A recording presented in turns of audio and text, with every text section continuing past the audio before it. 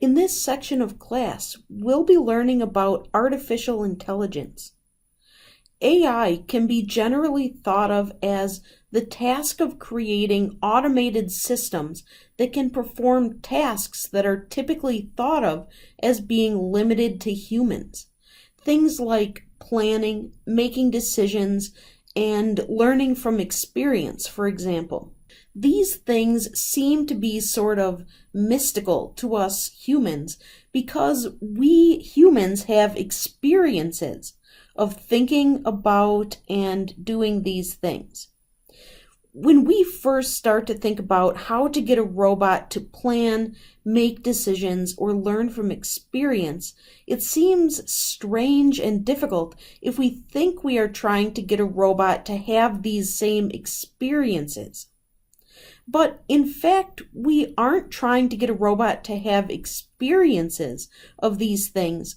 We're actually just trying to get a robot to behave as if it is doing these things.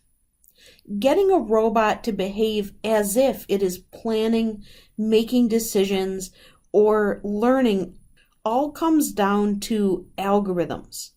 This is a word we'll be using a lot in this section of class. An algorithm is just a set of rules that the robot will follow. The rules can be extremely simple, like go left if you hit a wall. Or the rules can be very complex and dependent upon each other. Now, if we can find some combination of rules that makes the robot behave as if it is planning, making decisions, or learning, then we have ourselves an AI algorithm. AI has a number of different applications in robotics, but the one application we will focus on most in this class is vision. However, today we'll be focusing on the robotics application of path planning. Today we'll look at the AI subtopic of problem solving and searching. Then we'll spend a couple of days on machine learning. Finally, we'll apply what we've learned about AI together with what we've learned about vision to learn how to use machine learning to identify objects visually. Today, we will be learning how we can write an AI algorithm to search for a solution to a problem. Now, of course, the term problem could refer to many different kinds of things. A math problem, or an interpersonal problem, or a logistical problem, for example. Today, we're going to focus on problems of the type that can be represented as a tree. If we can figure out how to represent our problem as a tree, then we have a number of well-tested algorithms that we could try to solve the problem. First, I'm going to give you some examples of how we might represent a problem as a tree. Then we'll look at some of the algorithms for solving one of these problems.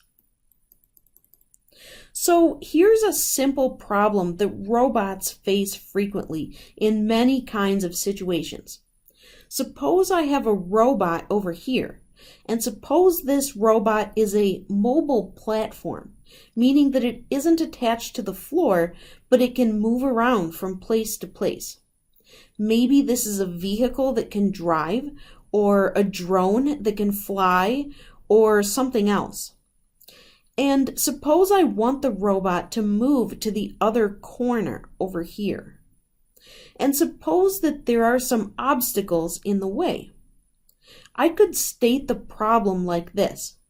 Find a path from point A to point B that doesn't collide with any obstacles. Now, of course, one way to solve this problem would be for me to plan the path. Then just give the robot a set of instructions. Go up, then go left, then go up again, and so on.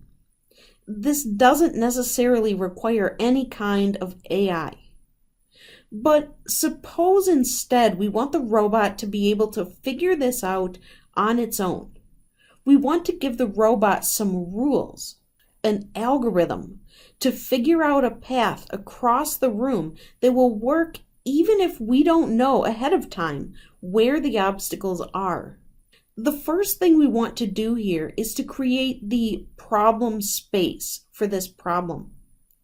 The problem space is a representation of the problem that includes the actions the robot can take and the states the robot will be in as a result of each action.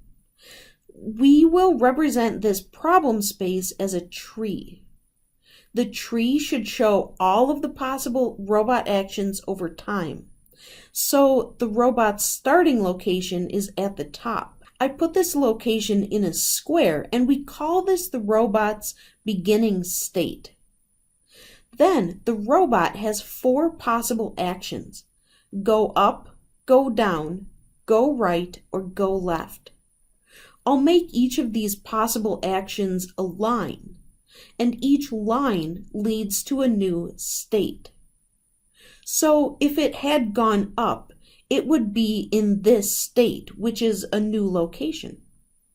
If it had gone down, it would be in a different state, that is, a different location, and so on. Now, suppose the robot had gone up. At that point, it would have 4 possible actions again: go up, go down, go right, go left. If the robot had gone down instead of up, the same would be true. 4 possible actions: up, down, left, right. We could keep expanding this tree on into infinity. Now, some of these states, that is, locations, are obstacles. If we run into an obstacle, the robot would be in the state crashed. There would be no further actions that the robot could take, and the tree would end at that state. Also, some of these states are goal states.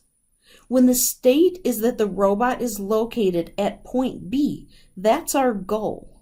Once again, there would be no further actions that the robot could take, and the tree would end. This whole tree, consisting of the states the robot can be in and the actions the robot can take, is the problem space. Now, with this tree, we can think of the problem as being find a path through the tree that ends in a goal state. We're going to use this problem as an example in the next videos to talk about some of the algorithms that we could use to solve this.